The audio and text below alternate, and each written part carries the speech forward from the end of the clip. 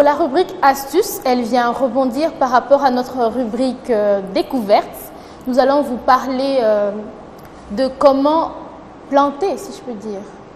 Planter l'aloe vera et comment la cultiver chez vous. Ah, ben Voilà oui, une beau, vidéo ça. illustrative pour vous montrer à peu près comment la cultiver chez vous.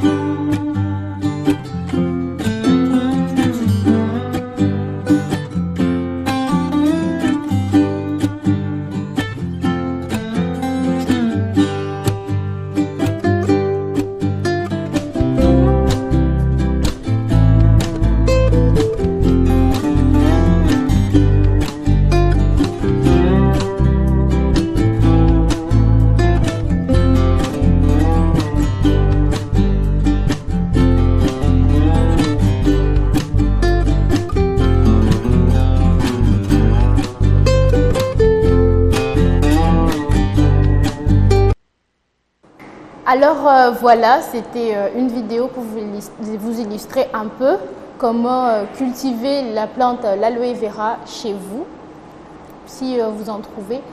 Alors, on va vous passer une deuxième vidéo qui va vous expliquer comment récolter le gel d'aloe vera pour pouvoir l'utiliser en masse. C'est beau ça, oh là là, quelle symbiose, c'est bien ça. Hello les green lovers, alors je suis très heureuse de vous retrouver aujourd'hui dans cette vidéo pour vous expliquer comment récolter votre gel d'aloe vera, comment l'utiliser et comment le conserver.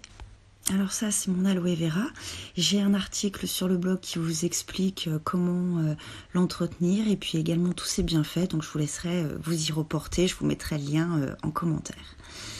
Alors pour réaliser votre gel d'aloe vera, il faut prendre parmi les feuilles les plus anciennes du plant. Donc là on voit qu'il y a deux petits rejets à la base, voilà le premier ici et le second un petit peu derrière. Donc voilà, il faut prendre les feuilles qui sont le plus près de la terre, les plus anciennes en fait. Alors on va prendre celle-ci là, elle est un petit peu abîmée sur l'extrémité, donc on va la couper et puis on va se séparer du morceau qui est pas joli. On va prendre également ce petit tronçon qui reste, c'était une feuille que j'avais coupée, qui avait bien cicatrisé et qui est encore bien charnue, bien pleine de gel, donc on va la sectionner aussi. Et puis, oula, elle est très très lourde la plante. Et puis on va prendre aussi celle-ci, voilà, qui est parmi les plus anciennes. Comme ça va dégager un petit peu le tronc et ça va faire de la place au rejet. Ça leur fera un petit peu de lumière, c'est pas mal.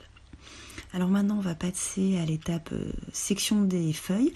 Alors il faut que vous preniez soit un scalpel, soit un couteau bien propre, bien aiguisé. Vous le nettoyez bien hein, pour que ça puisse bien cicatriser, qu'il n'y ait pas de maladie.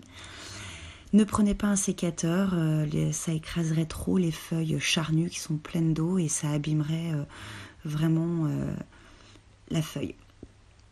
Donc quelque chose de bien tranchant pour une coupe bien nette.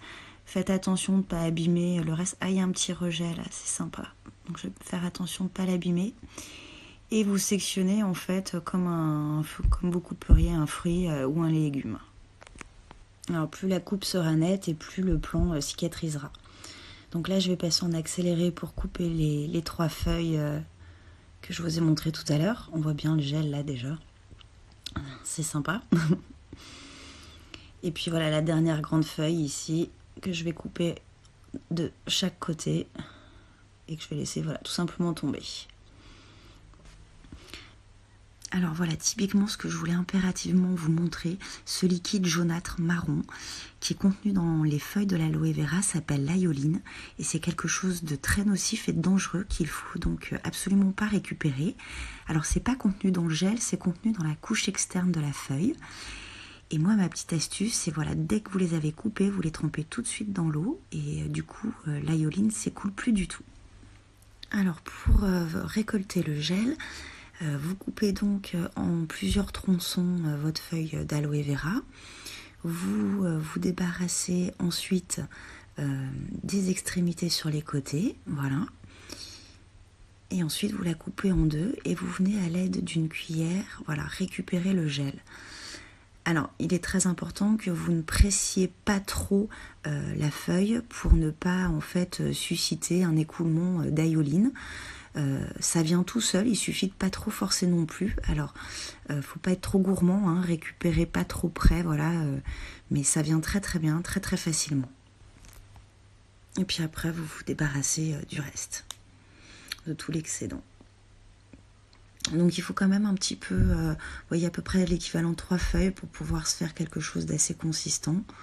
Sinon c'est vraiment trop juste. Voilà, alors si jamais votre gel a des teintes de jaune, de couleur d'ayoline, en fait, vous le récupérez pas, hein, vous le mettez de côté. C'est évidemment mieux aussi d'avoir un plan bio, hein, quand on souhaite utiliser le gel en cosmétique, c'est toujours mieux d'utiliser un aloe vera bio.